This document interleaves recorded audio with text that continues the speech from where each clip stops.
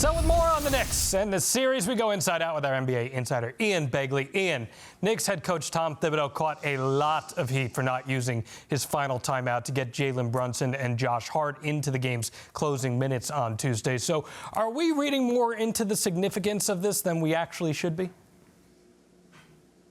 I don't think so. I mean, look, there are many reasons why they lost. There were things that happened before that final 27 seconds that are reasons why they lost. But at the same time, Jalen Brunson, NBA Clutch Player of the Year, had just shown how clutch he was a few days ago in this series. So, yeah, you want him in the game in those moments when you're down a couple buckets. And to not get him in there, I understand Thibodeau didn't want to burn his final timeout. He didn't want to put any of the Pistons on the line. But they were standing there for about a minute and a half of game time, and then by the time they got in, it was obviously too late. So I don't think people are making too much of this. This was a big decision over the course of the game.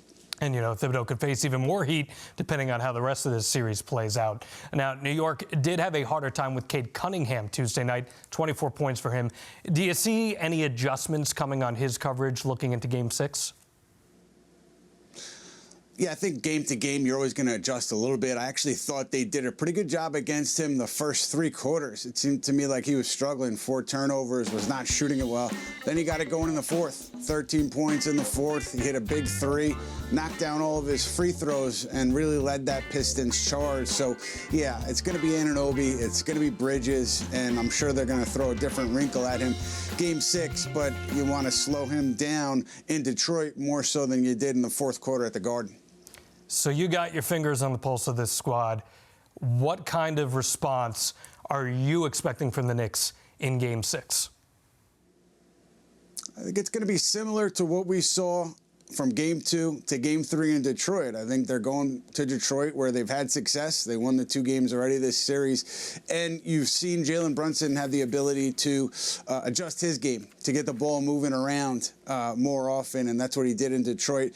Maybe you see some more of that. I thought he was trying to move the ball early in the first half, but then, you know, OG Anunoby, 3 shots in the second half, and Karl Towns was struggling for most of the night. So I think you got to get those guys going, especially early on. You don't want the crowd to get into it early. You certainly don't want to lose this game. Come back Saturday for a Game 7, and then if you win, you turn around and play the Celtics second round Game 1 on Monday.